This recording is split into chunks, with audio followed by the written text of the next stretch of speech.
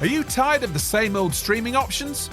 Introducing Myco, the revolutionary Web3 content platform where you can not only watch films, TV shows, user-generated content, live events, and listen to podcasts, but earn from them too. Myco commissions and produces content that connects and empowers both viewers and creators in a fully decentralized video ecosystem. With live monetization, crowdfunding, NFT gating, and even the opportunity for fractional ownership of content, Myco is changing the game. Myco, join the conversation and start earning today. Download the app from the Apple and Google Play app stores. TellyCast, the TV industry news review. Hi, I'm Justin Crosby, and welcome to this week's show. This week on TellyCast, Laurine Garaude, Director of Midem's television division, joins me alongside Clint Stinchcomb, President and CEO at CuriosityStream. And the TV industry's favourite futurist, K7 Media's Girts Licis, examines the outlook for trade shows. It's all coming up on this week's TellyCast. So we have two industry leaders on the show this week who were at the cutting edge of content business developments.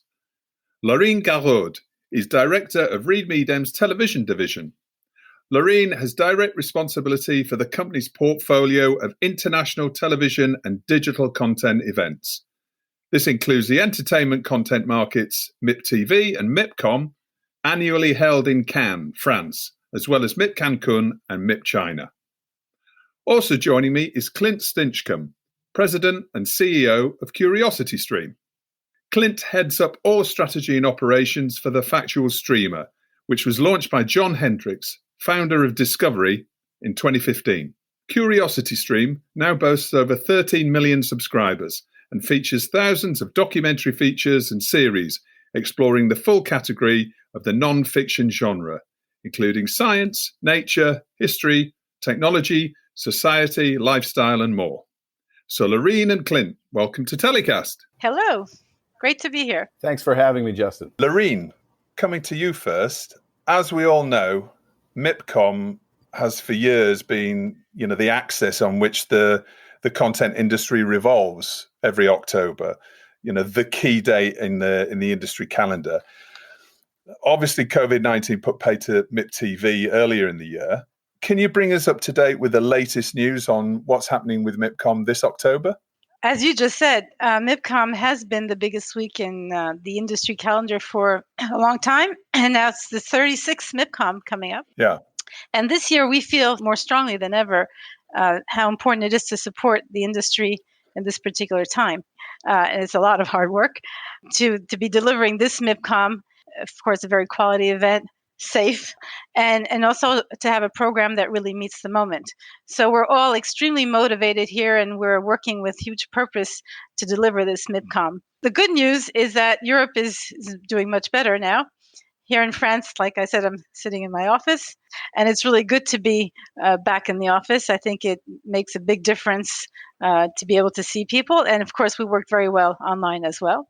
But just to say, so France has tremendously changed in the last month.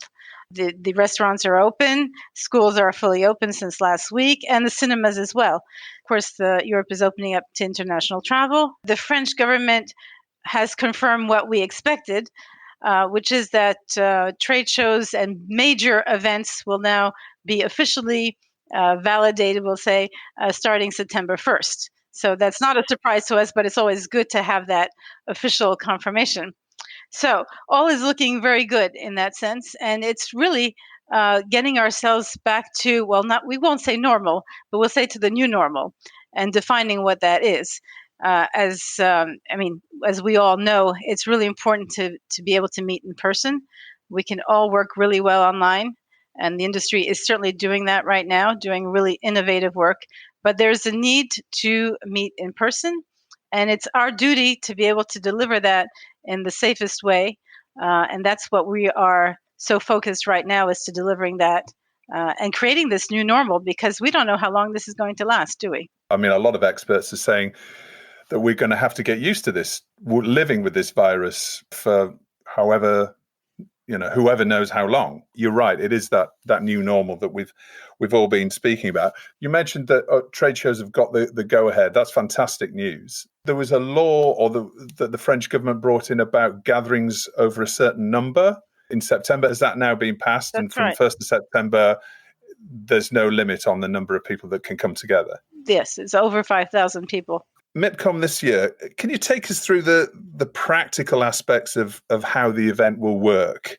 Because presumably we still have to be socially distanced. Do we have to wear masks, for example? How will delegate traffic flow be managed? What's the practical details we need to know? Okay, so I'll tell you as much as I can. Reed Midem is part of Reed Exhibitions, which is part of a larger group, RELEX. And Reed Exhibitions organizes over 500 events per year in 30 different countries. I just say that because we are working together as a large group to define how to create and run trade shows in this new normal. So it's not an individual effort, it's a collective effort, pooling experience from around the world, working with trade bodies around the world, medical experts, and of course the different governments. It's a huge project. Much of it has already been defined.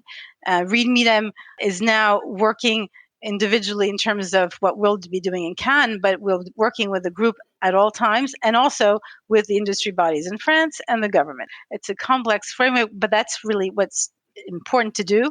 And in fact, this MIPCOM is probably going to be the first international market and this industry to take place. We take it as a huge responsibility. As I said, we're working with industry bodies.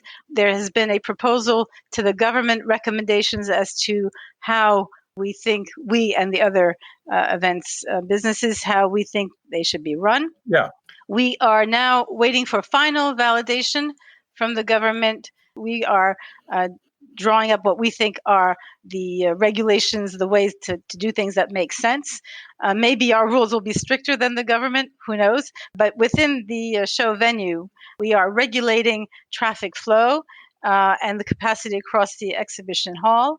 We'll be creating different entrances and exits. It won't be in the same place. There will be new design spaces in terms of clubs and lounges, open spaces, much more open space. The conferences will be run at 50% capacity. Yeah. We will not go over that. We will also be cleaning them, disinfecting them after every session. Okay, so for 45 minutes, we have to use that time between sessions to clean. So it changes the way we actually program the conferences. Face masks will be mandatory. At least that's the way we're seeing things right now. And they will be available on distribution points. There will be daily disinfection, of course, of areas all the time. Hand sanitizer. I'm looking at a list here because it's impossible to remember all this by heart. Registration. We are developing a print-at-home badge so that people don't have to queue. And those who do have to queue, of course, there'll be social distancing. Social distancing throughout, we're looking at 1 meter social distance throughout the exhibition everywhere. We will be very rigorous about this. It's very important. Clearly, it's nothing more important than health and safety. And the show will be different. I mean, it's obviously going to be different. Our main focus is going to be on allowing for these buyer and seller meetings safely. That is priority number one. And we will not be doing major events, big parties, big gatherings where you can't have social distancing. That is not going to happen. We're looking at smaller formats to see what can be done outside. We're not finished in that realm, and we also have to see how things develop. Would you be looking at using like the outside spaces as well of the actual palais? Because obviously there's often a very large external area as well. Yes, we're looking at how we can do that. So it's still work in progress because we have to do every part one at a time. But it's like I said, we're looking at how we can use space differently in many places. Well, no, it must be a hugely logistical challenge. But the good news is that Cannes is a city. It's not a big urban city like others, and it allows for a lot of outside spaces, given good weather that we will hope for. But so there's ability to be outside a lot. Of course, we're working with the city of Cannes, with the CEMEC, the Palais, who are being also extremely strict as to the rules and regulations. They will be auditing everything to make sure everything is compliant to new standards. And we're all working together in a very, very tight partnership because it is essential for all that this delivers well. Okay. But in terms of the global industry, I mean, obviously coronavirus is still at a high level in many places around the world. The US are having trouble suppressing it in certain states, and South America, for example, is still having real problems. And a number of buyers from these territories may also have like company travel restrictions as well. How will being at MIPCOM allow distributors and sales businesses to access those buyers if they're not physically there? Okay, well, currently many buyers are signing up.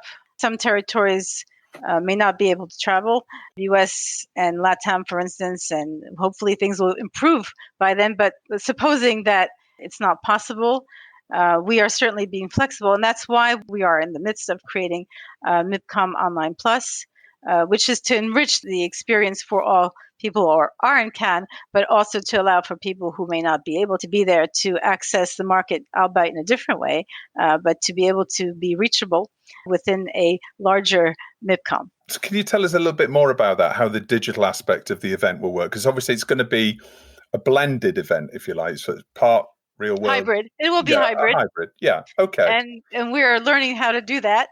But the thing is that, okay, so MIPCOM Online Plus, the way we're approaching it is as a very big content showcase, which is really what MIPCOM is.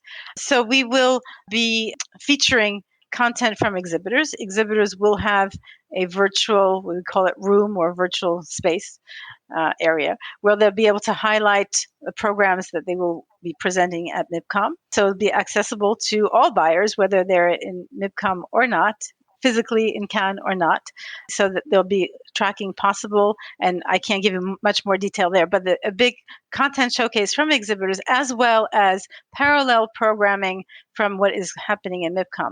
The world premieres, the market screenings. We're launching a new event called the Global Upfronts and keynotes. So there will be parallel programming. And we're also creating an enhanced database that we will have video conferencing possible that will be supplementing the database we have. We're introducing a new network that will be meeting the moment as we need it to. Okay. In October. So there's the potential for a physical salesperson who may be in Cannes through this platform to access a buyer internationally, whether it's in South America or whether it's in the States or Asia, etc. Exactly. Okay. All right. Okay. Exactly. Can you take us through the highlights of this new normal MIPCOM, if you like? First of all, as I said, we're doing all the world premieres, market screenings, new global upfronts, and will bring an exclusive first look to new productions in progress or finished and in all genres. And that's to kickstart sales, as people need to, really the focus at this MIPCOM is on the sales, the ability to do business. So to have the maximum connections, to help buyers discover new content and distributors to show new content that they have in all genres. And the third thing is inspiration, which we all think is particularly important this year. The fact that we're all extremely passionate about what we do in this industry, I think that's been shown in the last few months, this love for television. But on a greater level, there's been so much happening recently that the importance of global action for social change is one we think it's the place and time, MIPCOM, to federate the industry to engage on how we can continue to, and as a responsibility of an industry, to bring upon social change. This is not new to MIPCOM. It's not new to the MIPS, but it is something that we want to bring to a higher level. And some things we'll be announcing later. But the things that I can tell you now is that the SDG award, which actually we were going to do at MIP TV, and which we're not able to, obviously, the first Sustainable Development Goal MIP award is going to Sky Jeremy Darroch, and he will be at MIPCOM. And we are expanding the Diversified TV Awards, which will be in their fourth year. So this is, of course, extremely pertinent and timely given what's happening in the world. So we talked about Cannes, the city of Cannes, a little bit earlier. One of the key points around MIPCOM is that serendipity. We've talked to various executives over the last few weeks on TellyCast, and they've talked about how meeting someone on the croisette or in a restaurant or a bar that they haven't had a meeting scheduled with, and they saw them, and then that chance meeting has then led to something, happening, whether that's a commission or whether that's, some huge distribution deal or whatever. But that serendipity is something that's you can only get from real world events. And obviously the way that the city of Cannes is operating is also really important to that. So what about restaurants? What about hotels? What's the protocol there? Okay, we'll be actually preparing a document that's going to be very detailed in the next week or so regarding all our guidelines and including City of Cannes. So it'll be about hotels, restaurants, the airport, taxi. So we're putting that together right now. And so our clients and everybody will be able to access very soon. But just to say some examples, first of all, the City of Cannes, it is their priority to have business tourism and everybody back in Cannes. The mayor of Cannes has been extremely active during this whole pandemic. His priority is making sure that Cannes welcomes visitors safely. For instance, in the hotels, of course, social distancing. Rooms will stay vacant for 24 hours between checkout and new occupancy. There'll be online check-in and checkout procedures, face masks, policy for staff, increased cleaning operations, limit the number of people allowed per elevator, and of course, social distancing throughout. Yeah. Restaurants, same thing, respect of the 1 meter distance from other customers and teams. There'll be hydroalcoholic gel solutions available at the entrances, mandatory wearing of masks, sanitary facilities disinfected several times a day, etc. And that's just partial list. I know taxis will have plexiglass and wear masks and have gel. So it's everybody. Everybody is working on every step of the journey from plane to hotel to venue, so that every part is thought through. We've heard from previous guests about the way that Paris has been opening its streets to restaurants, and there being on the streets, street restaurants popping up everywhere. And I believe that also that's going to be the same in Soho in London over the next few days. That's going to be becoming a fixture. Is that the same in Cannes? I mean, are the inside of restaurants open, or is it just the external side of the restaurant? In France, everything is open now. Okay. We've talked as well on TellyCast over the last few months about in-person trade markets, and this has really created a little bit of an uncertain future certainly for some. We've seen all of the regional events cancelled this year. How will Reed Midem adapt to that uncertain future for in-person trade events? We already are, to the extent that we're inventing a new normal, which we will be introducing in Cannes at MIPCOM. But the whole industry is having to adapt and finding new ways of working. Production is changed, and some things probably remain changed. And the same for trade shows, is that people may travel less and therefore may make choices, probably will make choices as to when it's the most effective to travel. Events that are the most efficient, that can be a one-stop shop, probably will have an advantage. In terms of carbon footprint, if you travel to one place and have many, many meetings, and that's efficient, that is better than traveling all around all the time. I do think people will travel less, but the need for meeting face-to-face will not change. Yeah. I think people will continue to work digitally more so than they were. I think we all see that Zoom really does work, and that you can do a lot online, much, much more than we had ever imagined. We put together MIP TV Online Plus online from everybody's homes in the midst of the confinement. People will do amazing things online. Yeah. So that component for trade shows, and we're seeing all these many, many virtual trade events happening, and we're doing our own versions of digital. So that, I think, will continue to be a very important part of the mix and will not go away, even when COVID goes away. We're seeing a transformation brought upon by the need to change. Okay, Clint, coming to you. Great to have you on the show. Thanks for joining us. Now, we've seen surges in subscriber numbers for Netflix and Disney Plus, and other SVODs during the lockdown. I'm assuming that's been a similar story with CuriosityStream? It has. We've certainly benefited from quarantine, people being at home, people looking for, excellent entertainment options. In the case of CuriosityStream, we actually added more direct subscribers in the first quarter of this year than the company did in the first 2 years of its existence. Wow. So that was extraordinary. It's a combination of many effects, including the fact that we hired toward the end of last year a new head of growth, young, super smart guy named Devin Emery that's been looking over our pure direct-to-consumer subscription service. He's made a number of adjustments there, including, eliminating our free trial. And so, we feel like at, $3 a month or $20 a year, there's not a lot of risk in that decision, especially when you consider what you get for that. So that, combined with people being at home, led to a incredible first quarter. And then, the month of April, that was our best single month, in the history of the company. So to put it in perspective, we had more subscribers the first quarter of this year than the company did in its first 2 years of existence. Right. Can you take us through CuriosityStream's content acquisition strategy and how you compete with cables and other streamers to acquire the best factual content?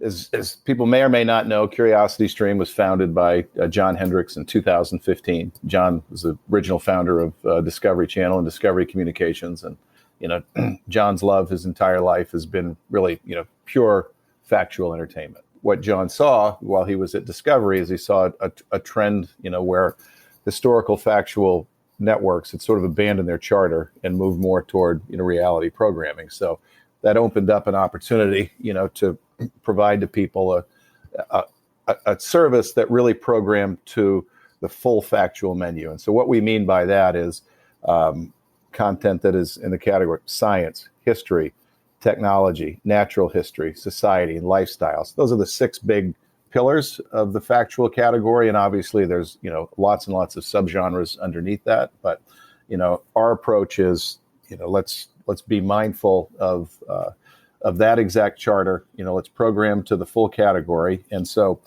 the challenge then becomes, okay, how do you fill out that category? And then, based on what people are watching, how do you pull from some areas and supplement in others? At the beginning of Curiosity, there were a lot of content that was available in the factual space, at really palatable prices because the category had been abandoned by people. So John and the team were able initially to, acquire some great content and then begin to layer on originals. So what's interesting is that dynamic still, exists in part today. There's still, some tremendous factual programming that's available for acquisition, and we're incredibly opportunistic around that. It's the platform, it's the content, and then the management of that content that makes CuriosityStream special, including using data to make sure that all of our users love the service. So, when we're considering programming, we have a formula that we use that takes into account a variety of metrics, including completion rate, start rate, percentage of the video that people are actually watching through, and then we layer that over the total audience, as well as across specific interest cohorts. So it's, there's a lot of science, but there's also art to it, right? I mean, everything is art and science. We feel like we're, the balance today is more in the science category, no pun intended. It's a continual process, and first filter is a piece of content that people would consider, within the full factual category. Okay, so it's pure play factual. Yes. And so assuming that you don't have the same kind of budgets as Netflix, that's my assumption. Right. How do you compete with them to get the very best factual content? I'm not sure anybody has the budgets to compete with Netflix today, right? If they're going to spend $17 billion a year on content, that's just in a different stratosphere. And so, they do dip their toes in the water as it relates to factual content to some extent. However, I think that, our strength is that's, as you said, we're pure play factual. That's what we do. We have, a great content team, collection of people who are focused on original programming, focused on acquisitions, focused on content creation, that's all they've done for their entire career.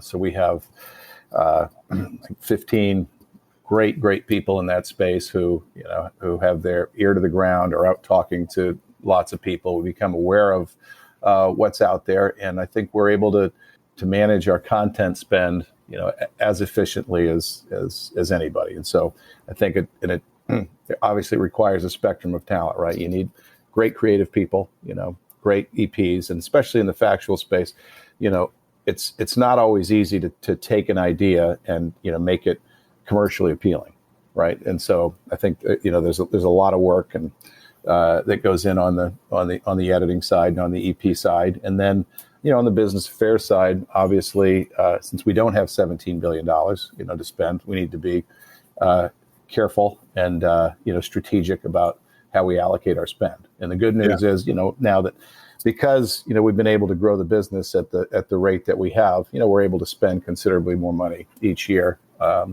And while we have a very data-driven focus, with each passing year, we have the ability to take a few more bigger swings. Presumably, co-productions have been an important part of the mix up to this point. Without a doubt, they've been an important part of the mix, and they'll be a huge part of the mix going forward. And the way that we look at the world is we have our direct-to-consumer service, CuriosityStream, which provides people with over 3,100 titles, HD titles, 4K titles, all of the categories that I mentioned. But we also have a distributed service, pay TV service, and that's in over 80 countries today. So our proposition to distributors is, we'll convey to you a very broad scope of rights, linear rights, mobile rights, lots of on-demand titles. We're not going to parse every right like legacy networks do.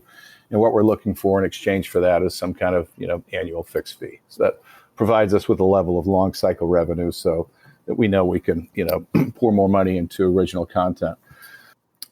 So with that business, with our sponsorship business, our program sales business, our corporate partnership business, that provides us with multiple avenues of content monetization. And so then, as we're looking at big content projects, and we'll be spending dramatically more, than we have in the previous years. Going forward, we look to say, okay, what parts of the world do we not necessarily need the full scope of rights? Because maybe we can't monetize it through our distributed service. Maybe it's we're not as good as some of the other people, with the direct service. And so, in territories like that, we're happy to, sell off those rights in sort of a pre-sale agreement. Okay. But it's exciting. It's really, it's such a unique time. And because of, I think, John Hendrick's sort of just, undying belief in the power of factual entertainment, we've been able to pursue a path that, unlike the 400 other services, on-demand services that are out there, we're not relying on just one line of revenue. Yeah. We're building five distinct interrelated businesses. I mean, in terms of original content versus acquisitions, can you give us an idea of what the level is, the relationship between those two is at the moment, in terms of, how many or what percentage of original content are you commissioning versus and co-productions as opposed to finished programming? So we'll have, a higher volume of acquisitions, obviously, going forward. But, the vast majority of our content spend will be on original content creation. Right. So whereas at the beginning it was, probably, maybe 20 to 30% of the money went toward original content creation, and 70 to 80 toward acquisitions. That number will flip. Okay, you'll see that number flip, over the next year and going forward. And we're really excited about that, because we feel like we've done some excellent acquisition agreements for some terrific content that we feel like is sort of underserved in the marketplace, But going forward, we're engaged with a number of partners right now, talking about some big projects to fill in some areas where we think can really make a meaningful impact on our direct service. Okay, so we've talked on previous shows about, because of the halt in production and the relative ease, I say relative ease, of starting factual production versus drama production, then perhaps now is the time for unscripted to really come out of the shadows over the last few years. The drama world has obviously really dominated the content industry, and now perhaps there is that opportunity for unscripted. I mean, how will CuriosityStream take the opportunity of that in terms of, you've got, you're going to have a lot of factual content coming through. You've got a whole load of new subscribers. How will you capitalize on that and keep those subscribers? Yeah. Well, what we found is, the kind of highly promotable original content tends to make people aware of CuriosityStream, brings in new subscribers, but really the strong volume of content that we have in the library keeps them.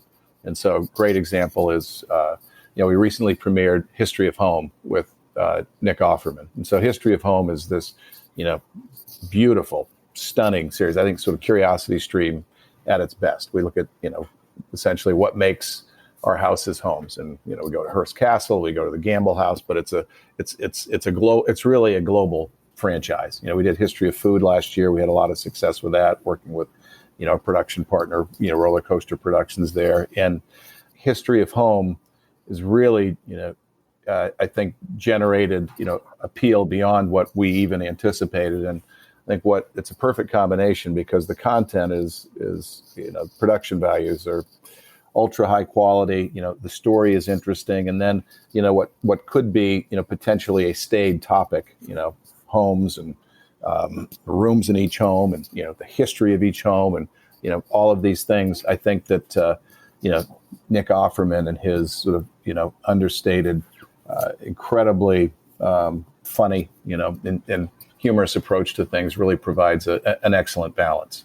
So, we'll continue. We actually, we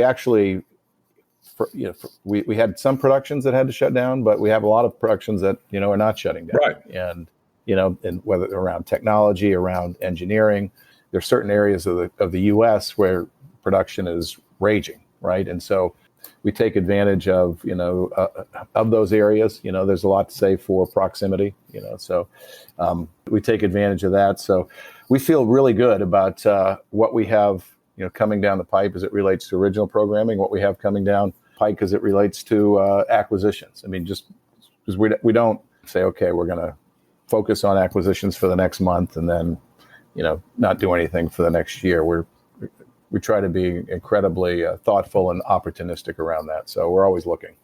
And you mentioned Nick Offerman. Is talent going to be more and more important to CuriosityStream original programming going forward, or is that not so much of a focus? I don't think it's necessarily as important as it is for so many linear networks that are 100% ratings driven. I mean, we're ratings conscious, obviously, and consumption conscious. And the beautiful thing about having our own direct service is we know what works, and we can deliver those types of learnings to our MVPD partners and wireless partners. We will look for authentic, credible, genuine hosts who we believe elevate CuriosityStream. You'll see over the next year, over the next 2 years, over the next 3 years, more exciting hosts. Every program that CuriosityStream greenlights does not have to have a huge host.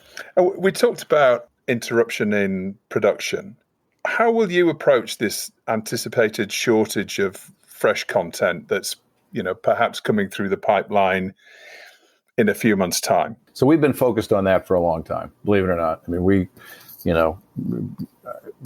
I think we were mindful of the coming pandemic early on. Maybe some of that's a function of being in Washington, D.C., but, we were talking about it here as early as, first and second week of January. So we didn't know the scope and scale of it, but, we were thinking about it. And, so as a result of that, as I said, we have a lot of acquisition content, that will be coming, into CuriosityStream.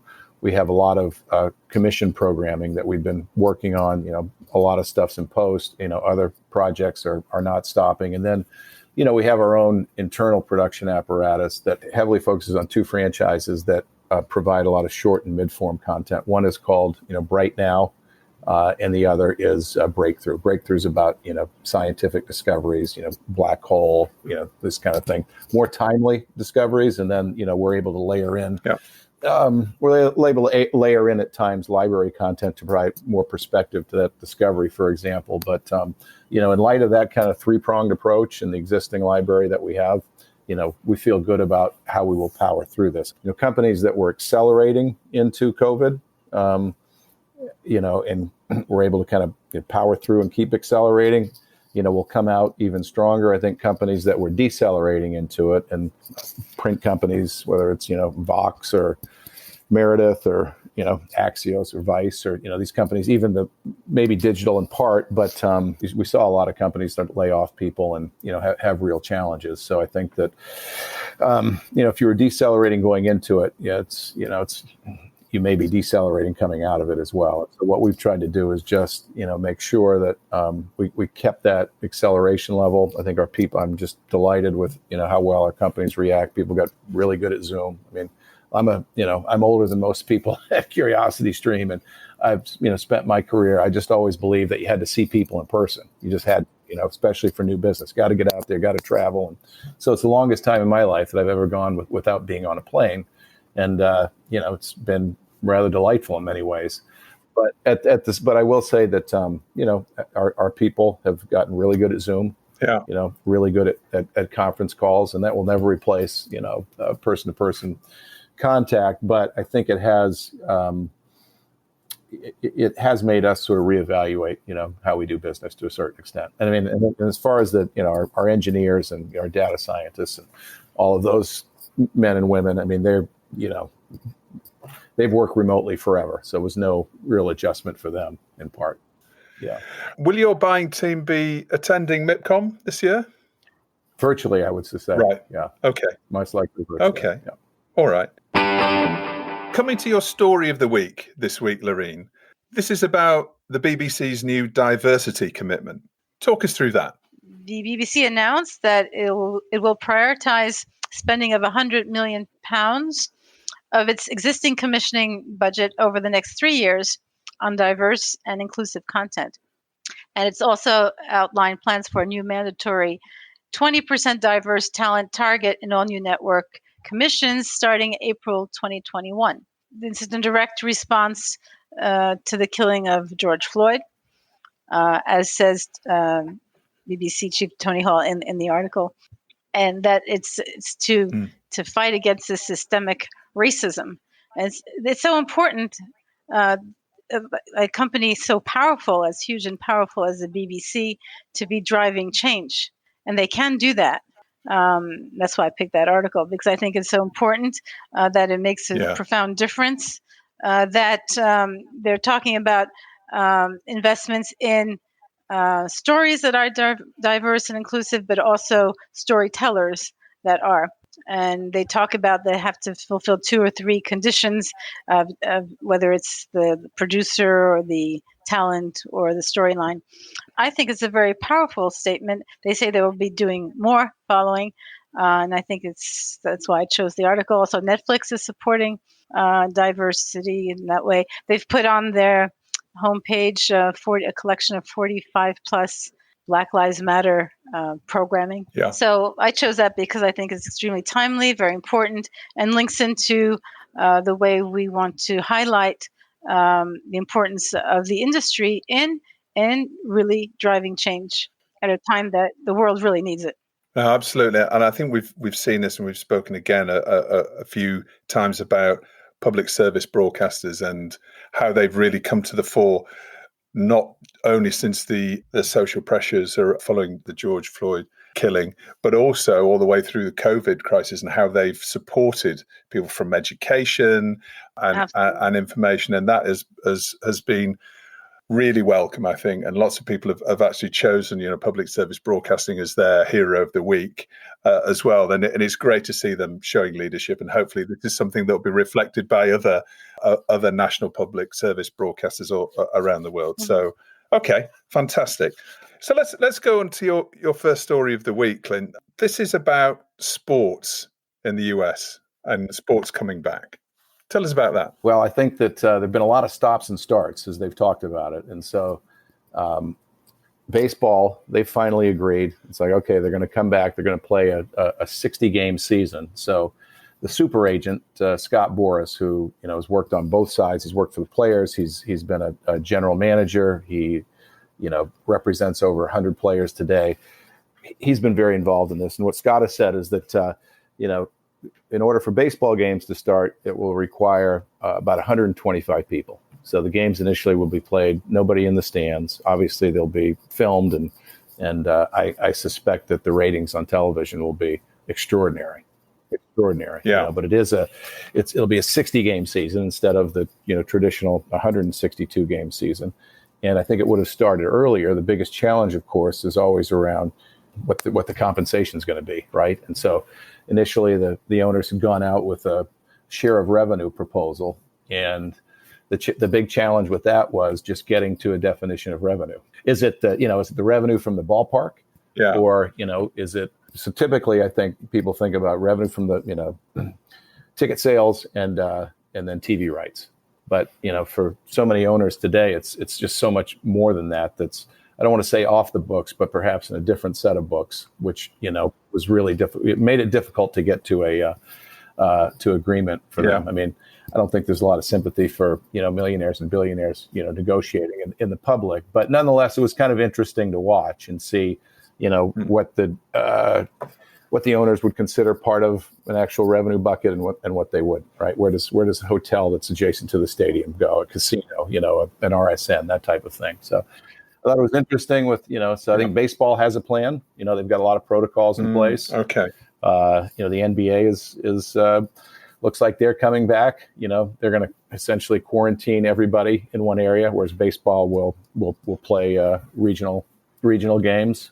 There'll be some cross-league play potentially as well. So those schedules are being worked out, but I suspect they'll figure it out. I just think there are a lot of hardworking people associated with sports, right? That are looking to go back to work, and so I think that's a positive, and I think they have the right protocols in place, and so I think baseball's coming back, and American football, they have a plan to come back, and so they must have exposed a huge weakness in cable, right? I mean, the sport's been away for 3 months or so. It's been very similar right across Europe. Not in the UK. We were talking to Clive from C21 last week about Premier League and the fact that now the Premier League is actually going to have to hand a load of money back to a lot of the broadcasters. Presumably, that's going to be the same. Those conversations are happening in the States as well. Every broadcaster of consequence will become a sports network in part, right? Because there's incredible demand, incredible pent-up demand. And I think that, you see it in these, and just you see record ratings in just some of the sports that have come out already, whether it's, UFC or NASCAR or, some of these sort of made-for-TV golf events. So I think that we'll see more sports on television in the U.S. and probably everywhere else than we've ever seen in our life. Any chance of any sports on CuriosityStream anytime soon? Well, I'll tell you. So we don't do live sports, but we do sports stories. Essentially, celebration of the human spirit. Fantastic. So, Laurine, I'm sure you're familiar with the show format. It's time for you to nominate your hero of the week. That was difficult. I spent a lot of time thinking about it. My personal heroine, is Prime Minister of New Zealand, Jacinda Ardern. Okay. So I have to mention her because of her groundbreaking work in family leave policies, because of the way she handled the shooting at Christchurch, in terms of passing a law banning semi-automatic weapons in less than a month after that terrible shooting, her exemplary way of handling the COVID crisis, and she headlined Global Pride this weekend. So, and she's effective. She's an empathetic leader, and she's a true inspiration to me. So I needed to say that. Now, professionally, another level. You ask hero, and it's hard to say one. Shonda Rhimes is also a great hero for me because for a very long time, and she was a Personality of the Year in 2016 at MIPCOM, and that was a great moment. And she's changed the face of TV, supporting, encouraging women everywhere and diversity, and created some of the best loved television shows. And she's actually influenced more and more women doctors, people doing medicine in the U.S. Since Grey's Anatomy. And we certainly need doctors these days, don't we? We certainly do. Yeah. Fantastic. Okay. So, Clint, your hero of the week. Yes. I think that, well, I have to applaud Disney Plus, because they took a page out of CuriosityStream's business, and they announced that they would be, eliminating free trials across most of their platforms. And, we found that has worked extraordinarily well. I have to credit our head of growth, Devin Emery, for doing that.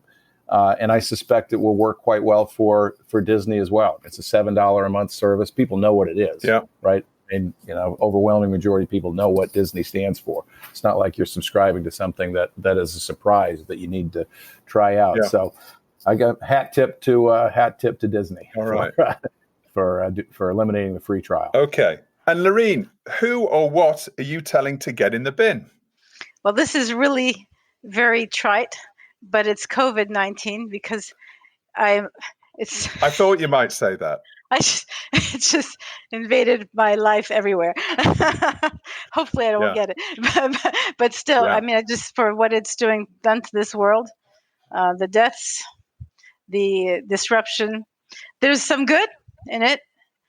Makes us have to look at things differently and have to improve things. I think we've all had maybe a bit too much hubris, thinking we were all, in a world that could be controlled. In fact, we see we can't control it, and we have to learn to live with that. But nonetheless, I'd rather it go away. So in the bin. Absolutely. We can all agree with that. And Clint, tell us who you're chucking in the bin this week. Well, I think that, because I've spent so much time in the on-demand space, that there have been a number of companies, a number of big companies that have raised a lot of money, who sort of went into SVOD with kind of a field of dreams mentality, meaning, okay, if we build something, of course people will come, right? I mean, we're great executives, we know what people want, and I'm just going to put something out there, and people are going to come to subscribe. And so, I think that Quibi certainly has, I suspect they'll likely figure it out at some point, but I think they would fall broadly into that bucket, as would some, larger media conglomerates who talk about getting into the streaming space. But what we found, it requires real deliberate work. The field of dreams does not work, and so I think, obviously you need a really compelling editorial proposition. I think you need, be able to amass a lot of content in a, economically viable way. And then I think you have to look at, very creative avenues of content monetization, so that you can continue to invest in programming and marketing. So I think the sort of field of dreams, the SVOD cabal, I'd throw them in the bin. Okay. All right. Laurine, Clint, fantastic to have you both on the show. Thanks for joining us. Thanks for being so frank with us, and it gives us some fantastic information, not only about MIPCOM, but also about CuriosityStream. So delighted that you could join us, and we're looking forward to seeing you in October. Thank you. Looking forward to seeing you. I really enjoyed it, Justin. It's been delightful talking to you and meeting you. So once again, it's that time in the show to go over to Latvia to speak to TV's favourite futurist, K7 Media's Girts Licis. How are you doing, Girts? Very well, Justin. Just blushing now after your introduction. How are you? Well, I felt that you needed a little bit of flattery to set you on your way this week. It helps now and then. Yeah, true. This week, I think I will talk about markets, like I think you started already talking with Laurine earlier on the podcast. So I'll keep on this theme, right? Okay. Yeah. No. Well, let's talk about markets. Go for it. It's almost 4 months now since we have been learning to coexist with this new reality and change our personal and professional habits accordingly. And then undeniably, physical attendance of regular industry events has always been an integral part of our annual business cycle. And as trivial as it may sound, this is very much a relationship-based business and will probably stay like this despite anything. So what I find natural, but at the same time a bit annoying, if I'm completely honest with you, is that during the recent months, we have been seeing absolutely everyone from existing event organizers to publishers and analysts literally rushing into establishing their own online footprint and offering a variety of meeting and insight formats. It's just, I think, a bit overwhelming. It's if you want to try and follow everything that's happening in the industry, especially since many traditional events, possibly due to quite understandable fear to be missed in this midst of all this current noise, have amended their format, not just switching to providing an online event, but rather some kind of ongoing service, which is no more attached only to the regular event dates. And therefore, in June, we did a survey among the K7 Media's clientele, which consists of around, I would say, hundreds of broadcasters, platforms, producers, and distributors all around the world, with the aim to get a better understanding of their take on this. Have they been missing the physical attendance of the events? And if so, for what reasons? And we asked them how they see it in the future and what would make them to return to the once established order. And we also asked them briefly about their thoughts regarding the current online offering. Okay, well, tell us the results then. Well, more than half, around 55% of the respondents had been watching or listening to an online session curated by a TV event. The most popular among them appear to be MIP TV, Real Screen, Asian TV Market and Forum, and Edinburgh TV Festival. However, only less than a third, only 3 out of 10 respondents said they had attended an online market or conference which they would not have gone to in person anyway. The results suggest that, at least in a short term, the position of the established events is relatively strong. And unless the disruption continues into 2021, most of them should be able to retain its current customer base. MIP China, LS Screenings, and Connecta Fiction are also among those mentioned in this context.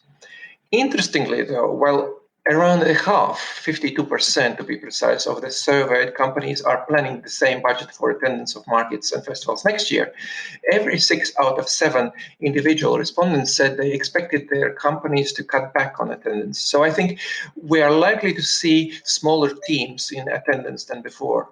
On the other hand, we can actually expect some of the events to attract new customers thanks to the online offering, in particular, and attendees from more distant geographical regions, as well as smaller companies, which normally view these events as too resource-consuming to consider physical attendance, as the time and money spent on long-haul international travel, for instance, could be used more effectively.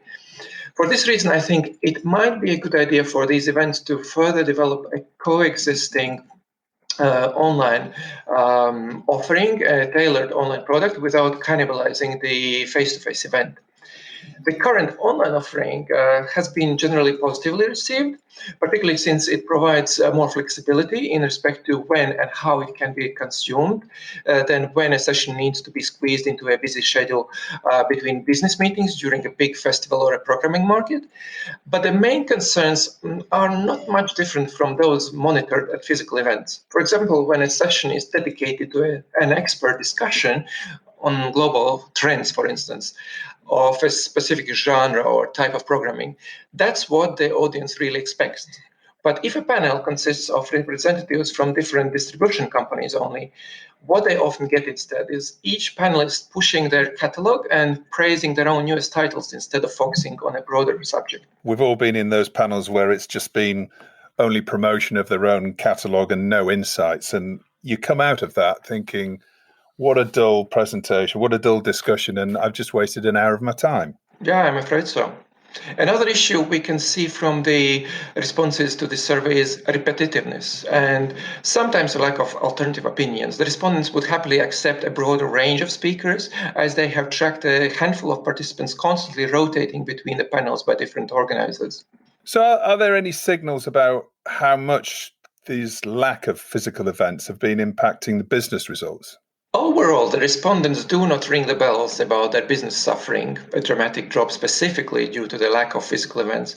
They are noting that the attendance at multiple markets is becoming less relevant, that there is not much impact in terms of number of closed deals.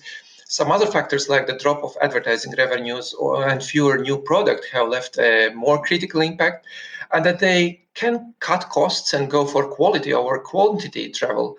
But some respondents are claiming that online meetings can actually be more precise and their attendees can have more time for in-depth conversations. The things attendees are lacking the most are networking and building relationships in an informal way, obviously. They admit that building trust is harder digitally than in person. Markets also provide a possibility to interact on a one-to-one basis with a big number of potential clients in one place over a short period of time. It has to be noted, though, that while that is considered more efficient by some, others, particularly a few distributors, claim that territory visits can be a more effective alternative, as such dedicated trips usually mean a possibility to spend more time with a client and in a less rushed atmosphere, which provides a deeper conversation and understanding between the parties. And in many cases, it can be also most cost-effective than participating in some of the markets.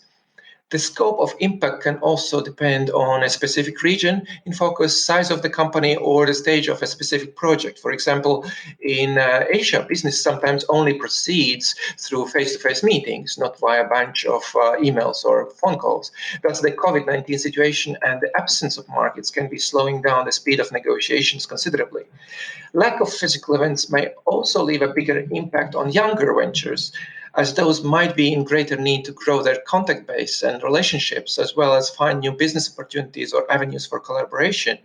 And that's where face-to-face introductions, networking, and informal socializing is making a bigger impact than digital communications will ever do. Some respondents have also emphasized the importance of genuine reactions when pitching, which one can get only during a physical interaction. And distributors also say that while library shows are generating their own inquiries without markets happening, it feels harder to get momentum behind new shows. According to one respondent, the normal launch cycle has been taken away. Normally, there is a pressure to get series ready for a market. And when you don't have that set deadline, it just drags on and takes longer because the pressure is gone and things just take longer on everything. Yeah, and that urgency is taken away in the focus, isn't it? So what's going to get people to return to markets? Well, according to our respondents, safe distancing and other precautionary measures guaranteed by event organizers come on top as the most important criteria, of course. However, to a great extent, the future of event attendance is down to a company-specific policy. The companies, in turn, take into account not only such macro factors as opening of borders, safe travel, government policies, quarantine measures, or local infection rates, but are also closely watching what others, including competition, is doing. And therefore, I think that it will require a strong positive signal from a number of anchor attendees before the rest of the industry is going to follow. That is really interesting. And I think that going into this next cycle, we're coming into the summer now, but obviously the October, November time is a key time for the market. So things are loosening up, certainly in Europe. Lockdowns have been relaxed. So maybe it is time to get back to business in a physical sense as well as a digital sense. Yeah, let's see. I think everybody is very much looking forward to at least the first event to get together again. Yeah. Girts, fantastic. Really interesting to hear that research from your clients. Really interesting. And as ever, we look forward to seeing you next week. Thank you. Speak soon. Well, that's all, folks, for this week's show. Thanks as ever for listening. Please rate and subscribe to the show and share it with friends and colleagues. If you want to hear more about our advertising and sponsorship packages, please email justin@boomdialogue.com. That's justin@boomdialogue.com. TellyCast was edited by Ian Chambers. We'll be back with another show next week. So in the meantime, stay safe. Are you tired of the same old streaming options? Introducing Myco, the revolutionary Web3 content platform where you can not only watch films, TV shows, user-generated content, live events, and listen to podcasts, but earn from them too. Myco commissions and produces content that connects and empowers both viewers and creators in a fully decentralized video ecosystem. With live monetization, crowdfunding, NFT gating, and even the opportunity for fractional ownership of content, Myco is changing the game. Myco. Join the conversation and start earning today. Download the app from the Apple and Google Play app stores.